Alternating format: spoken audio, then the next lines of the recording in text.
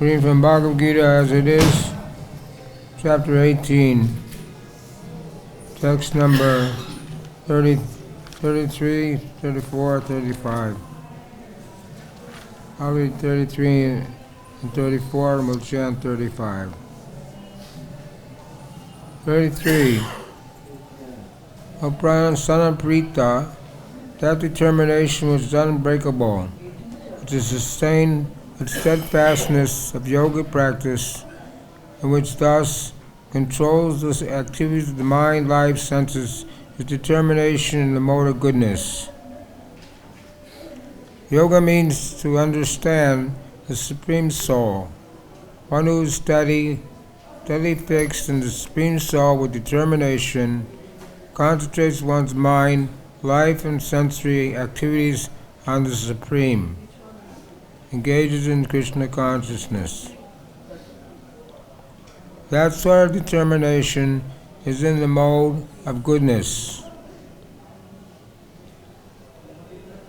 The word of Yabhichare Raya is very significant. It indicates that a person who are engaged in Krishna consciousness are never deviated by any other activity. Text 34. That determination by which one holds fast the fruit of it results in religion, economic development, and sense gratification is of the nature of passion, or Arjuna. Any person who is always desirous of fruit of it results in religiosity or economic activities, whose only desire is sense gratification, whose mind, life, and senses are thus engaged, is in the mode of passion. So we'll read text 35. Yaya swapanam mayam shokam Nisadam madam evacha na vimunchati durmeda Rita sapartat tamasi. Word for word. Yaya. By which? Swapanam. Dreaming. Mayam. Fearfulness. Shokam. Lamentation. Ishadam. Moroseness. Madam. Illusion. Eva. Certainly. Cha. Also. Na. Never. Vimun chati. One gives up. Nirmeda.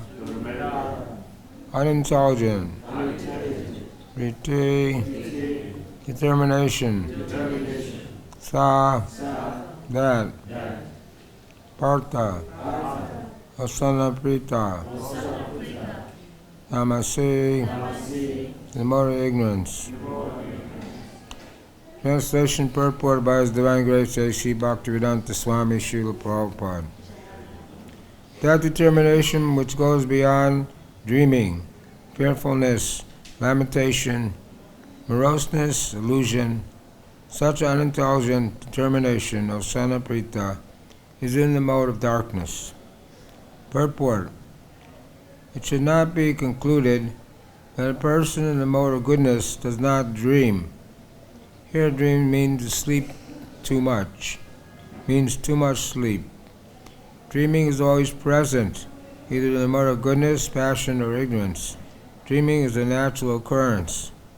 But those who cannot avoid oversleeping, cannot avoid the pride of enjoying material objects, who are always dreaming of lording it over the material world, and those life, mind, and senses are thus engaged, are considered to have determination in the mode of ignorance. Om Namo Bhagavate Vasudevaya. Om Namo Bhagavate Vasudevaya. Om Namo Bhagavate Vasudevaya. Om Argyantarandasya Janajana Sakaya Saksurmitem Zena Tasme Shri Gurave Namaha. Shri Chaitanya Manobishtam Stapitam Yena Bhutale Swayam Rupa Gadamayam Dante Swapadantikam.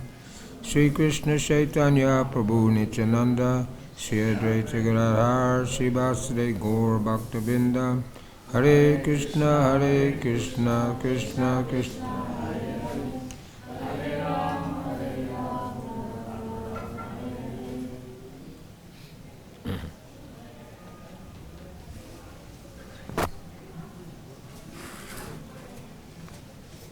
And that determination which cannot go beyond dreaming, fearfulness, lamentation, moroseness, illusion.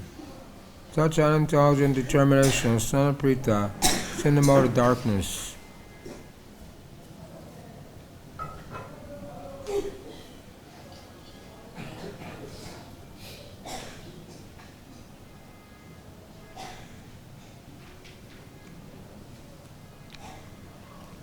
So here in Bhagavad-Gita, chapter 18, we have texts 19 to 40, talking about the three modes of material nature. Three modes of knowledge, goodness, passion, ignorance. Three modes of action, goodness, passion, ignorance. And here talking about three modes in determination. The effects of the modes on human consciousness. So determination and ignorance means dreaming, which means someone sleeps too much. This is a detrimental to Krishna consciousness. One should sleep 6 hours. If you sleep more than 6 hours, Prabhupada said you're in the mode of ignorance. Generally, devotees sleep between 6 and 7 hours, not more. But the rest of the world, people think sleeping is something wonderful, and they think if the more I can sleep, the better off I am. So they take drugs and things to put them to sleep for long periods of time, just so they can forget about reality, forget the suffering in the material world. But here it says that dreaming is natural, but we want to dream about Krishna. We have the case of Pundarik Vijayanidhi. He saw that they were at Udan Shastri. There's a festival in Jagannath Puri where they offer a starched cheddar to the deity. So he became a little hateful to the pujari. He became a little, he didn't approve of that, because generally you're supposed to wash a garment before you offer to the deities, take out the starch. So he thought that was offensive. So one night he went to sleep. While he was sleeping, Lord Jagannath and Lord Baladev came to him in a dream and said, why are you criticizing the pujari? I like what they're doing. And they started to slap his cheeks with their hands until his cheeks became red. So when he woke up in the morning, he found that his cheeks were swollen. Although he had been dreaming, in his dream the Lord came and slapped him. So this is the transcendental dreaming. The devotee does dream, He dreams about transcendental things, not about mundane things. It's different for us. Most people, we can't control our dreams. Whatever we dream about, it just comes naturally. We don't know what we're going to dream about. But the more you practice Krishna consciousness, the more likely you're going to dream about something spiritual. So dreaming is there for those in the mode of ignorance who want to stay in the mode of ignorance. So they sleep too much. And those in the mode of ignorance are fearful. Fearfulness is a quality of animals. The animals, like the monkeys and the birds and the whoever live in animals, they're always afraid that another animal is going to come and eat them. So when they find some food, they're always looking this way and that way. So this is nature. Animals are fearful. Human beings are always in lamentation, and demigods are always enjoying life in the heavenly planets. So these things are there. Fearfulness. The devotee is fearless. When Maharaj Chittaketu was cursed, he had seen that Parvati, the wife of Lord Shiva, was sitting on Lord Shiva's lap, and in the assembly of sages. So he was struck with wonder, and he said that this is very unusual, that Lord Shiva is sitting in the assembly of sages with his wife sitting on his lap. He wasn't really criticizing Lord Shiva, he was just speaking out of wonder. But Mother Parvati, she couldn't tolerate that. She thought it was an offense. So she cursed him to become a demon. So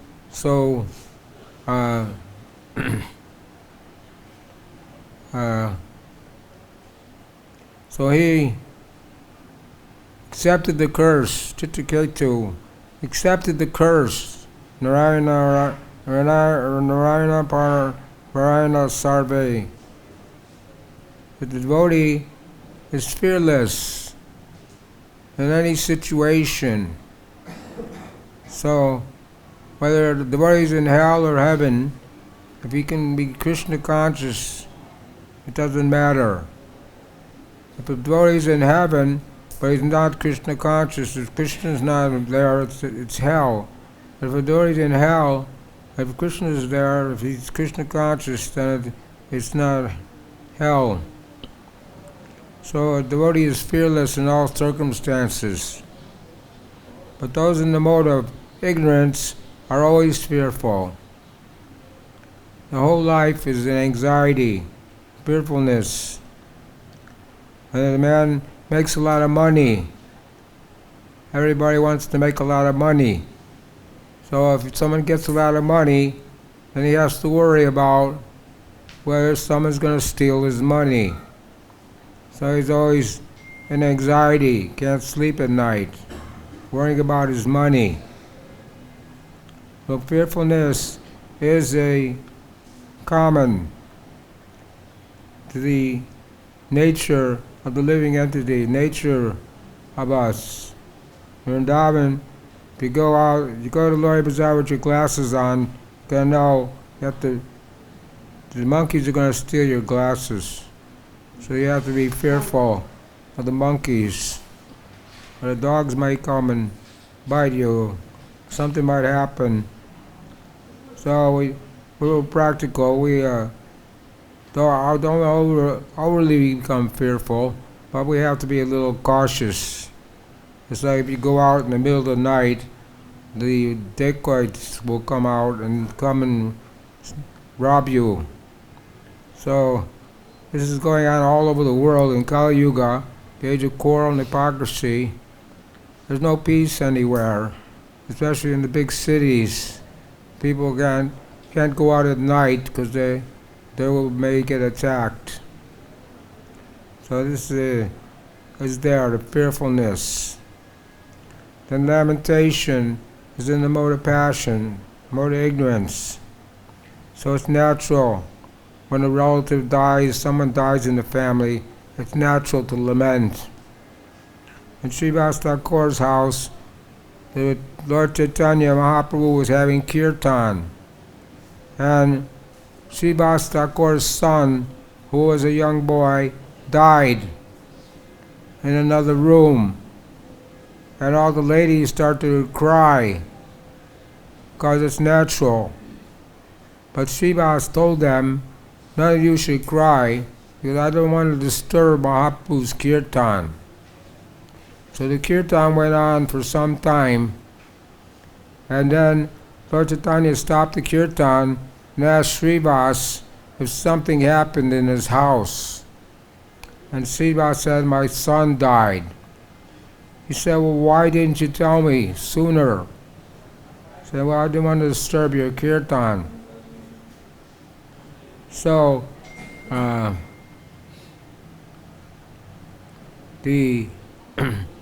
Srivas was not, he was more concerned that Lord Chaitanya would not be disturbed, and even when his son died. So the lamentation is there, but only because of we misidentify with the body as the self, as the soul. We don't know that we're a soul, Aham Brahmasmi.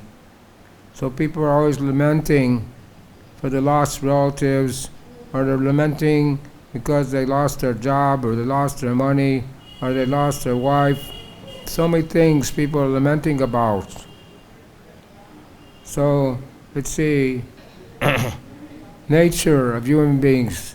And when people get old, they put them in an old people's home and they just sit there and lament about their past activities. That maybe I should have married that girl instead of this girl. Maybe I should have got that job instead of this job. So many things people are lamenting about. But it's different for devotees. Devotees do not lament. If someone in the family dies, we do feel there's natural to feel unhappy, to sad about it, and to lament for some short time. But we don't carry it for our whole lives. We have to go on with our lives in Krishna consciousness. So lamentation blocks one's ability. If you are lamenting for some loss, then your ability, Nectar Devotion says, your ability to love Krishna will be checked. Your heart will, if your heart is full of lamentation, Krishna will not sit in your heart. So you have to be careful not to do something that will cause you to lament. Or even if something happens and you regret it, but you don't lament about it, you forget about it. So when we're chanting japa especially, Hare Krishna, Krishna Krishna, Hare Hare, that time is meant for hearing the holy name, nothing else. So the mind is there always chanchalam, flickering and wandering here and there.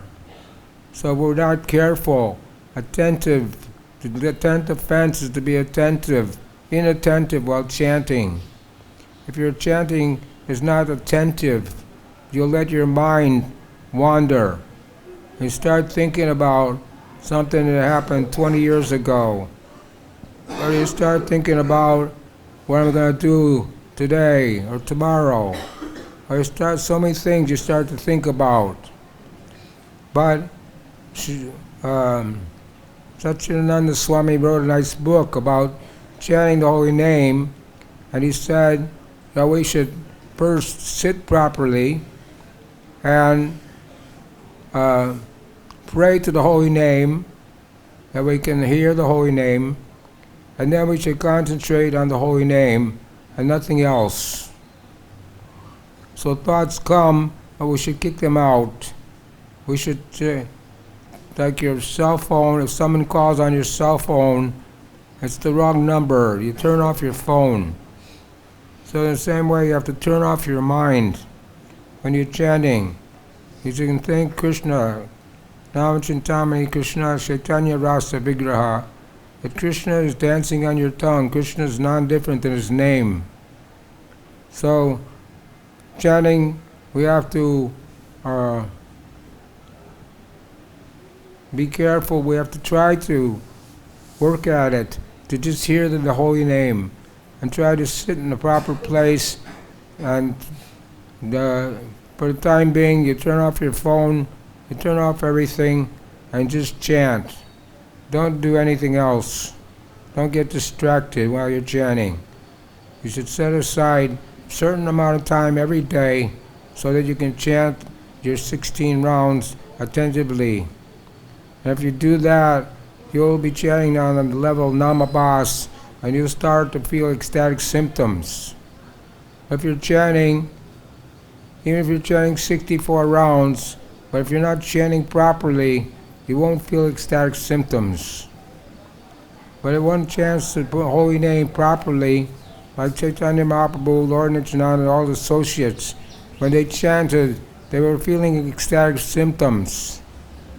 So if you're not feeling ecstatic symptoms when you're chanting, it doesn't mean that there's something wrong with the mantra. But it means that you're not chanting, the pure chanting is impure. You're chanting on the level Namaparad. How do we have two programs at the same time?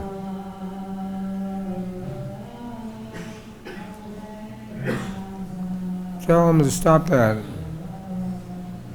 Hare Krishna. Did you tell them? We can't have two programs at the same time. They should wait till 6 o'clock. 6 o'clock. I stop.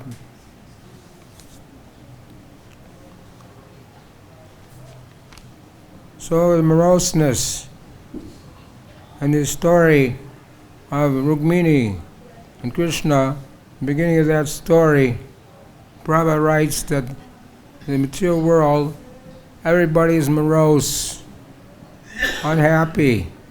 Even the jnanis and yogis are unhappy because they can't fulfill their desires. And now in America, 20% of the people are taking the antidepressant drugs because they're so morose, so unhappy.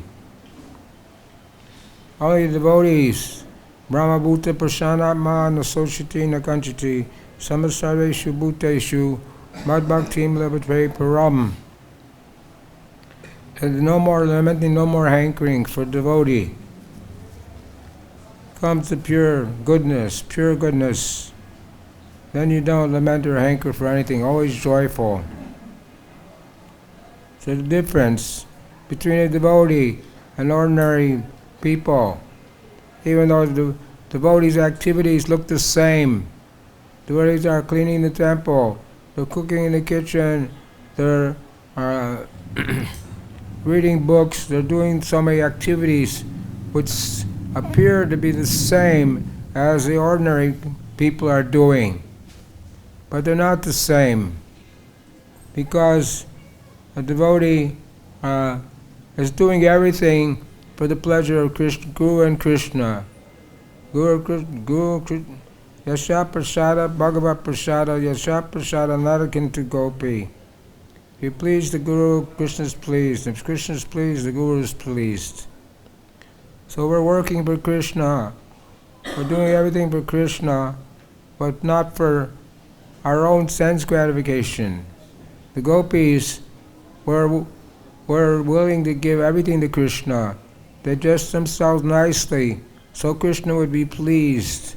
Krishna played his flute And in the dead of night, they came to see Krishna. They had the rasa dance. They gave up everything. They left everything. They left their families, they left their babies, they left everything just to go to Krishna. But not for sense gratification, to please Krishna. So the devotee, in all circumstances, we can be happy. Sometimes devotees are put in jail. And Prabhupada said, in Australia, they were arresting the devotees and putting them in jail. Prabhupada said, well, just go to jail and chant Hare Krishna in jail. And they asked Prabhupada if she should get a lawyer. Prabhupada said, no, Krishna will take care of everything. So they went to court and the lawyer said that Hare Krishna people are nice people, you should leave them alone. So if we have to, in a awkward situation, we should not lament, we should understand that it's Krishna's mercy that we are not morose. One king was out hunting, he got his finger cut off, his thumb cut off. So he asked his advisor, what do you think about that? I got my thumb cut off. So his advisors told him that it was Krishna's mercy. So the king said, you're a nonsense. So he put him in jail. Then the king went out hunting again, and this time he was captured by some dacoits who wanted to sacrifice him to the goddess Durga. So they bathed him and dressed him and made him ready for sacrifice. But when they saw that it was missing one limb, they said, this man's unfit for sacrifice. So they let him go. So the king came back and released his minister and asked him, yes, now I agree, it was Krishna's mercy. But I put you in jail, how is that Krishna's mercy? He said, because if I wasn't in jail, I would have been with you, and they would have sacrificed me to Goddess Kali, or Goddess Durga. So, devotees in all conditions, we should not lament the past, present, or future. We should stay sober and just depend on Krishna, depend on the Guru. So here it says that the man in the mode of ignorance is an illusion. And he's always trying to enjoy and lord over material nature. Ishvara ham bogi. The man in the material world, they think, I have so much wealth today and I'll get more. Someone stands in my way, I'll kill him. And I'm happy, joyful. So, pride is the cause of fall down, false prestige. In all circumstances, Trinadapi Sinichana Trurapi Sisana Manina Mandina Kirtanu Sarari. We should always be in a humble state of mind, prideless, feeling proud of something. Krishna will kick you and take it away. But the materialists, all over the materialists in this material world, everyone's proud of their position, proud of their money, proud of their whatever they have. But it's all temporary, because you come in this world with nothing. At the time of death, you'll have nothing. You can't take anything with you. So there's no reason to be proud of anything, because it's all temporary.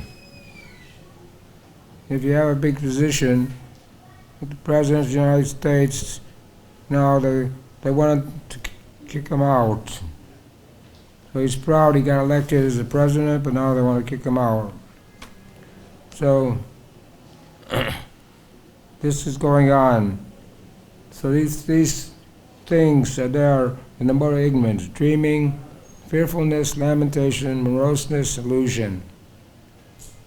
In the mode of passion, one is after fruited results, Dharma, Artha, Kama, Moksha, religiosity, economic development, sense gratification, liberation.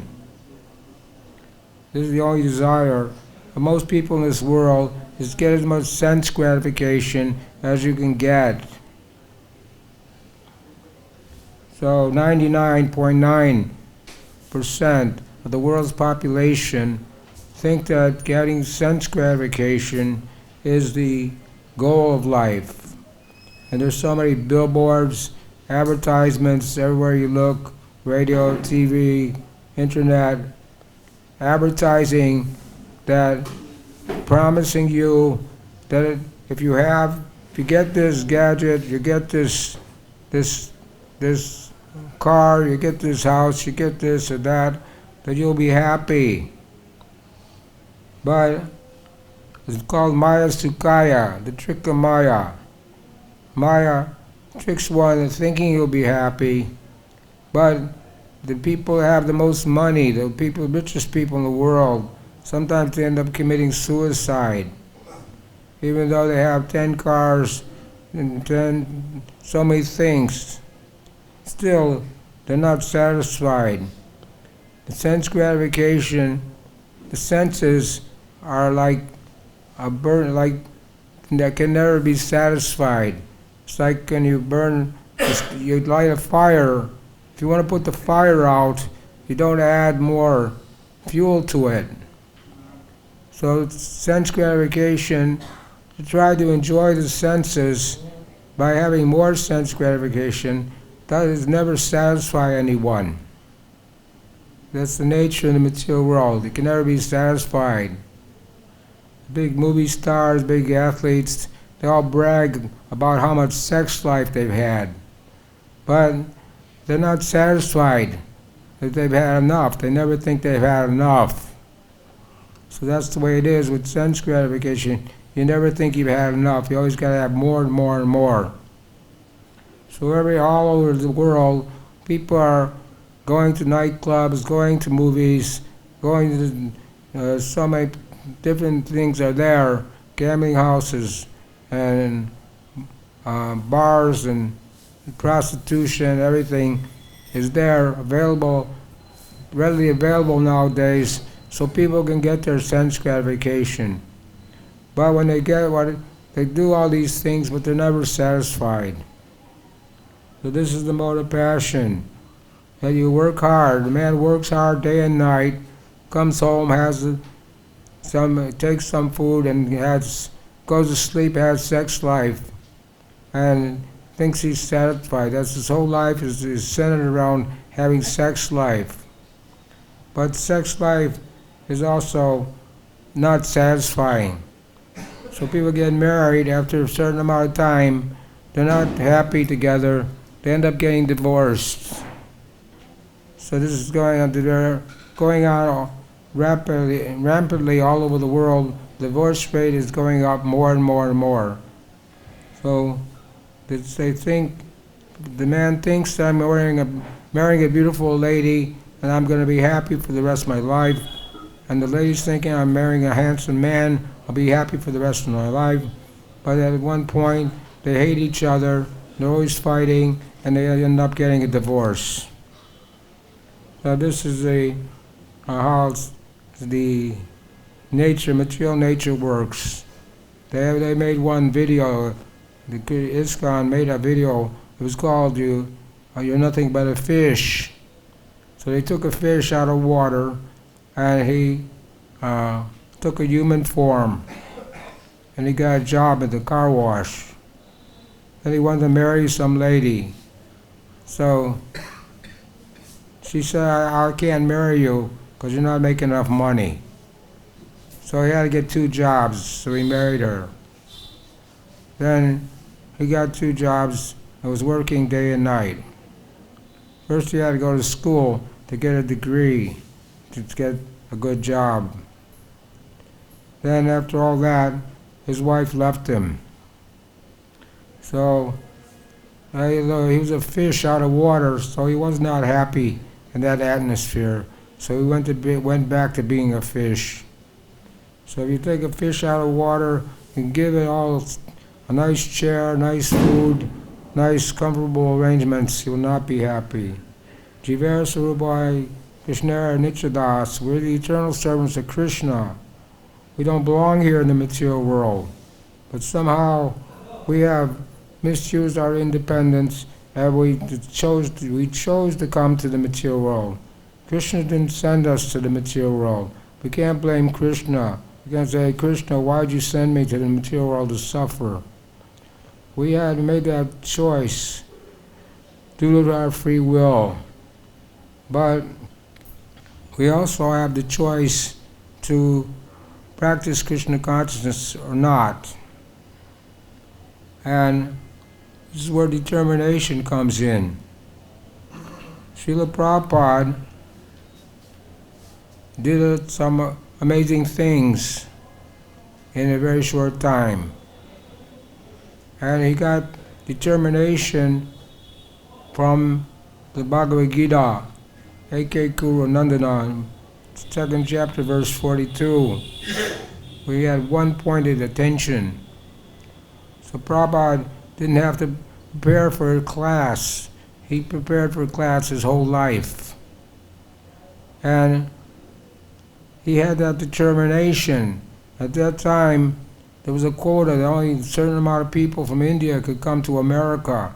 So he went through great difficulty to get a visa to come to America.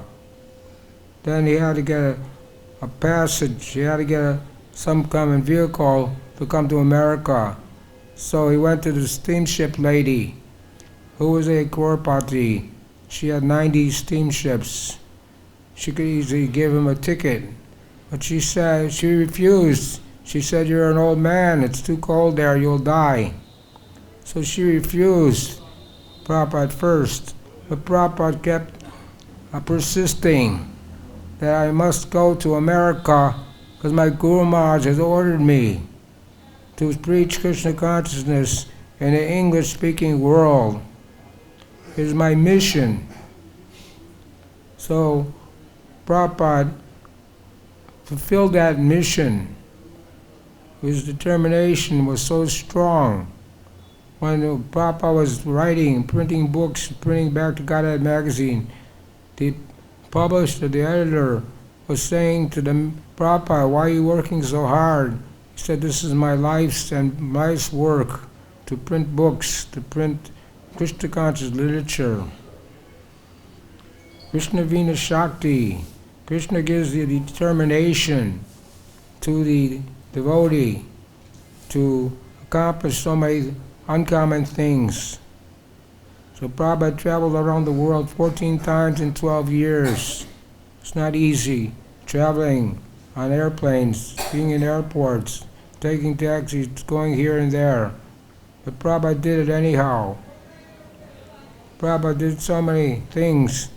Sudhakirti was saying, Prabhupada told him that he shouldn't eat so much at night because he has trouble getting up in the morning. But Prabhupada was getting up at 12 o'clock at night. Who can get up at 12 o'clock at night, chant his rounds and translate the Srimad Bhagavatam into English at the age of 70, over 70? Who can do that? No ordinary man can do that. So now Prabhupada was determined to preach. He was determined to give us his books, his Bhakti-Vedanta purports. And it said that the purports were, he took dictation from the Super Soul. So Prabhupada had that determination. And all of us has had the same thing. When we come to Krishna consciousness, we get determination. Bhagavad-Gita says,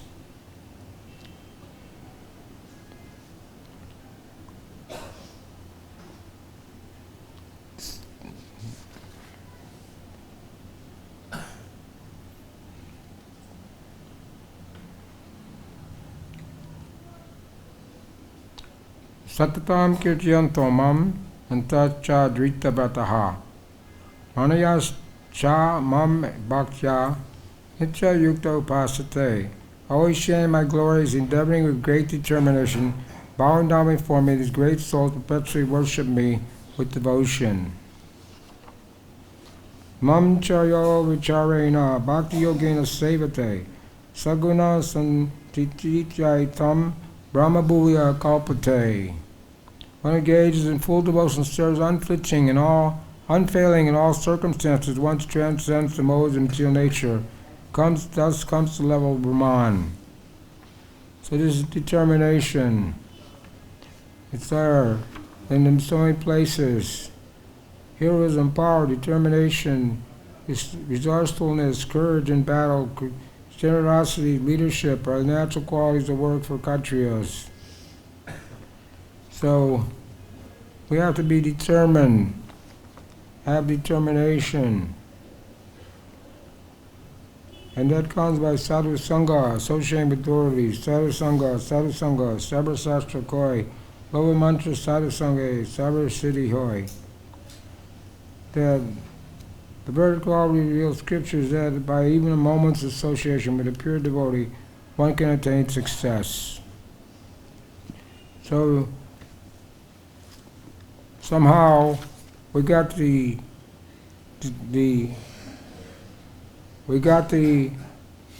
security from our past life, pious credits, and we got the opportunity to meet the devotees and see that Krishna consciousness was a better lifestyle, a better alternative than being in the material world. Boy, I met a boy last night, he went to school, he get a degree to become a dentist. But now he says he's not interested in being a dentist, because he wants to be a full-time devotee. So the same with all of us. We are doing so many things in the material world, but we found Krishna consciousness to be much better lifestyle. Even though it's a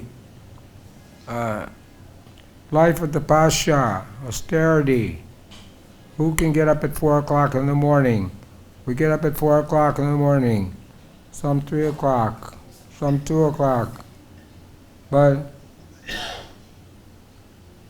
we have determination to rise early in the morning, attend Mangala Arati, chant 16 rounds, because we've taken initiation, Diksha, from our Guru Maharaj, and his order is that we should chant 16 rounds, attend the morning program.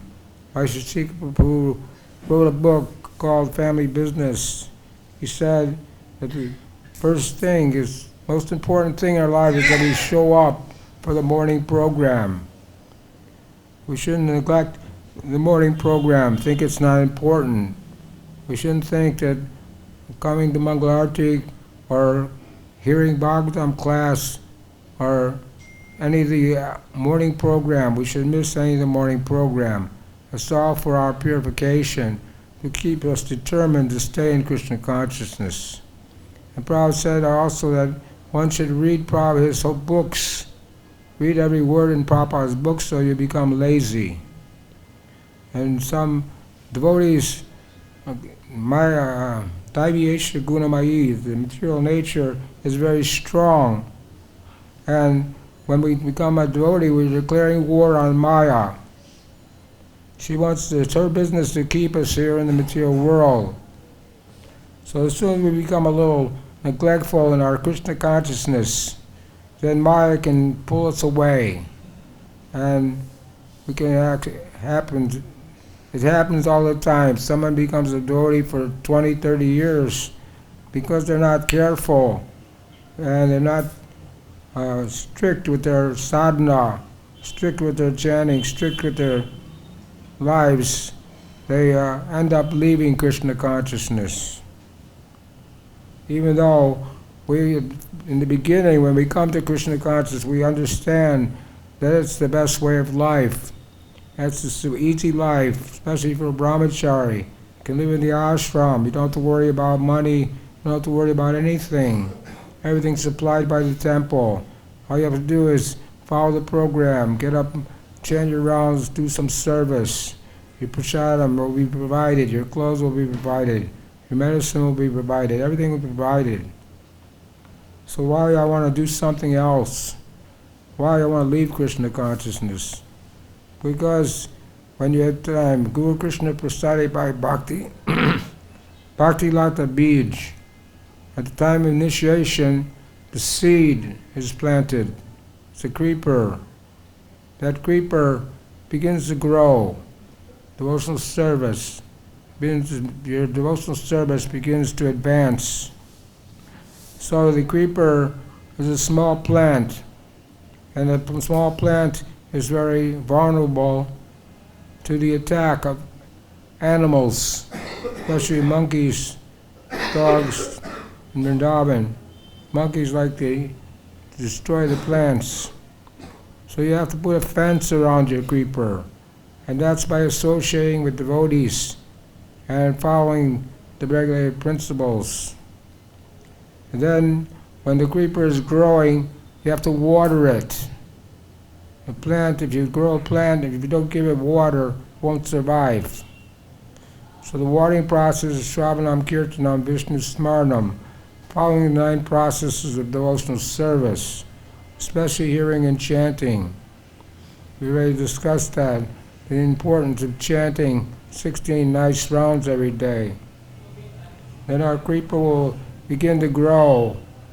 And so this is all described by Lord Chaitanya to Rupa Goswami in Chaitanya Charitamrita. But if you commit offenses, then the weeds start to grow along with the creeper.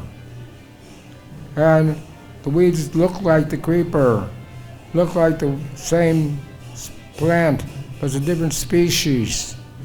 If one doesn't recognize the weeds growing along with the creeper, then the weeds will outgrow the creeper. So you have to be a good gardener. When you hire a gardener, it's his business to take out the weeds so the plants can grow nicely. So you have to be a diligent gardener.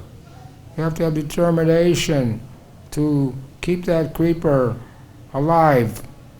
And that comes from Shravanam, Kirtanam, Vishnu Smarnam. All these things have to be done in a proper way. So we have to control our senses. Vachravegam, Manasa, Krodha Vegam. Rupa Goswami says this first verse, Upanishadamrita, is to control the senses. And this Krishna conscious movement is meant to control the senses. And we follow the 4 regular principles: no meeting, no gambling, no intoxication, no illicit sex. In this way, our senses will be controlled. So we have to be careful and diligent that we only take Krishna Prasadam. Prabhupada said we shouldn't eat in restaurants, hotels, or airplanes. So if you're traveling on the train or on the plane, you bring your prasadam. You don't eat food cooked by non-devotees. If you eat food cooked by non-devotees, especially grains, it'll make your mind wicked. You'll get contaminated. So you always be mindful that you are acting in the right way according to Guru Shastra Sadhu. If we're not sure about our activities, then we should consult with senior devotees what is the right path, so we don't deviate. It's easy to deviate, make excuses. And we see something that looks nice, I want to eat that, but it's not prasadam. But we make excuses, we say, well, I'll offer it anyhow, I'll eat it anyhow. But if we determine we won't eat it, like today was a fast day. So on a fast day, someone may come to you with a big plate of prasadam. So you say, no, thank you. You have to have determination that I'm not going to eat the feast, even if the feast brought to me.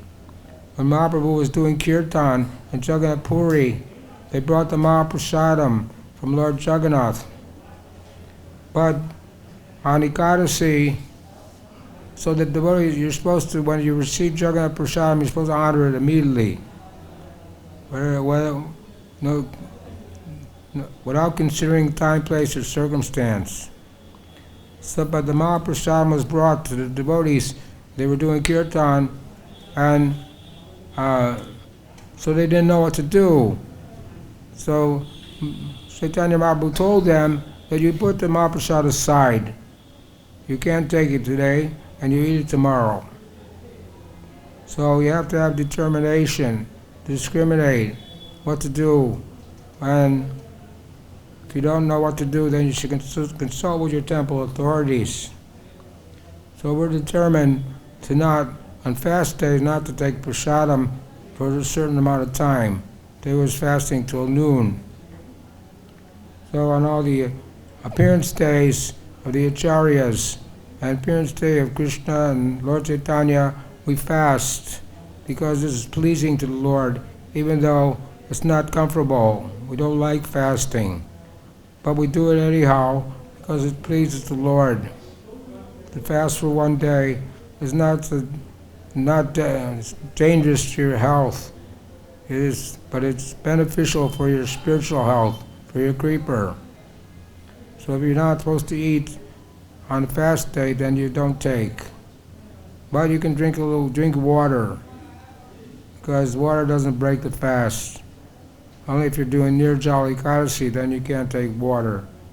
By Ekadasi, we have a concession, no beans or grains.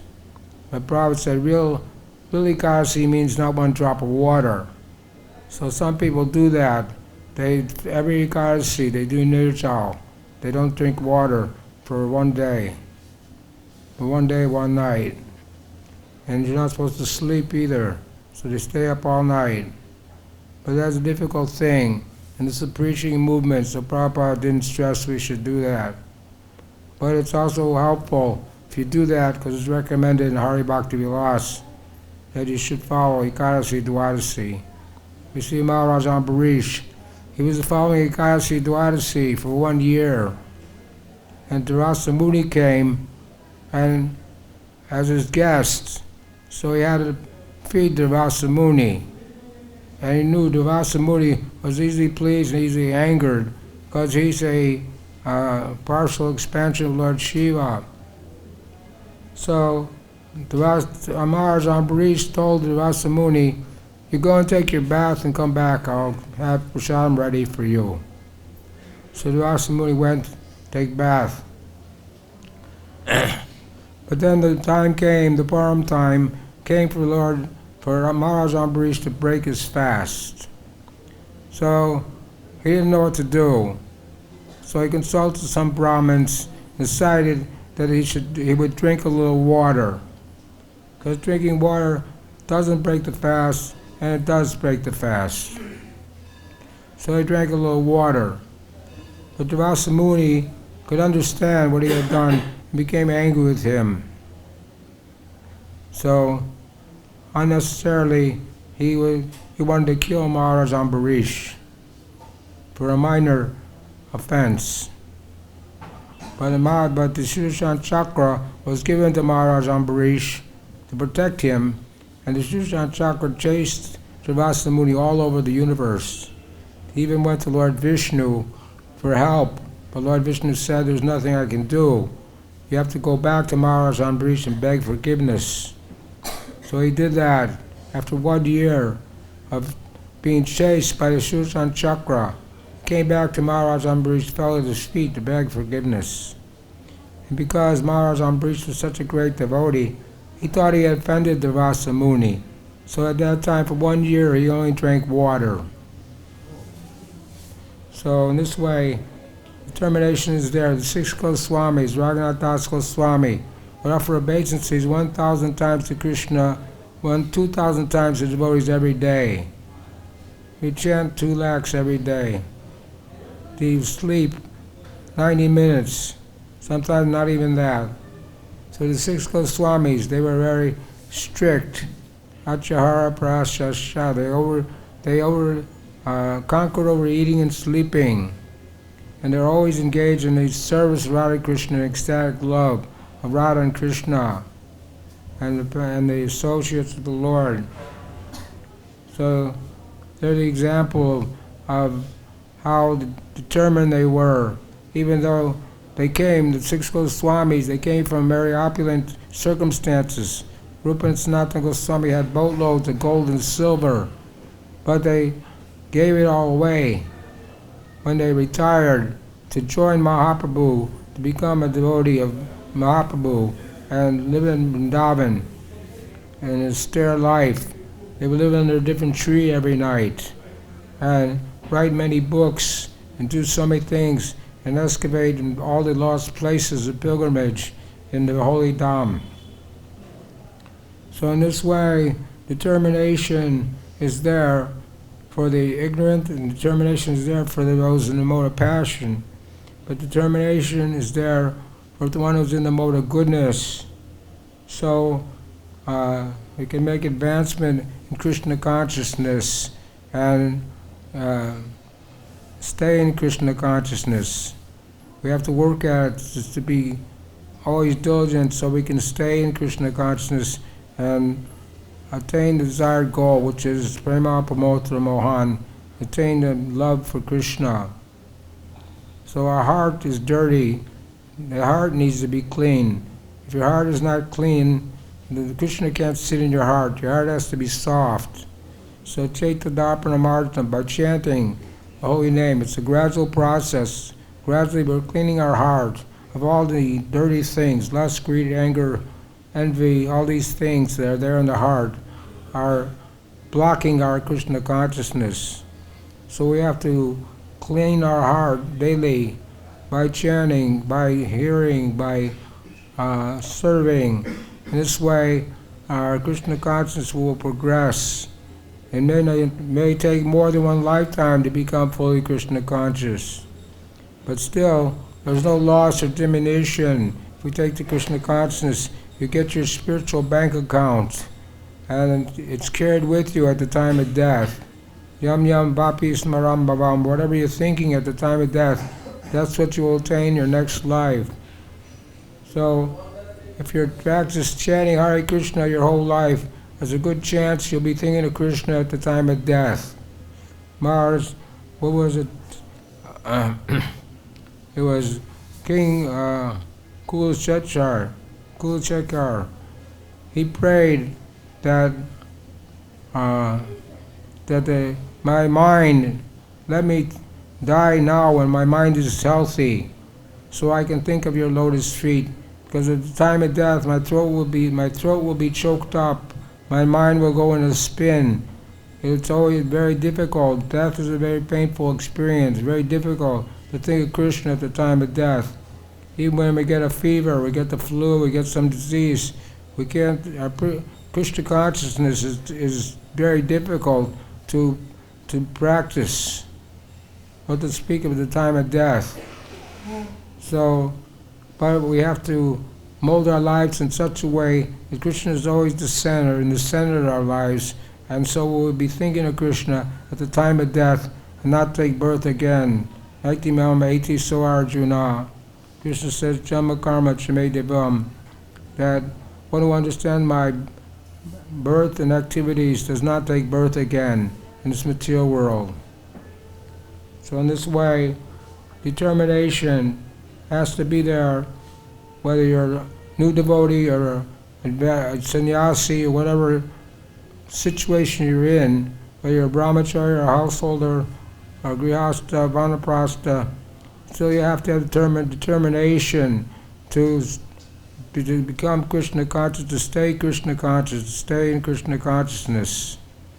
In your case, we should not leave Krishna consciousness. Even when Prabhupada gave sannyas to some unqualified young men, and they had to change their ashram.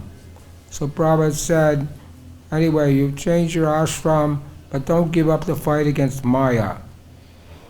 So in either case, whatever ashram you're in, it's still, we have to fight against Maya, keep Maya away, and keep Krishna in the center, so we'll become successful in this life. We'll stop there. Time is up. Any comments, questions?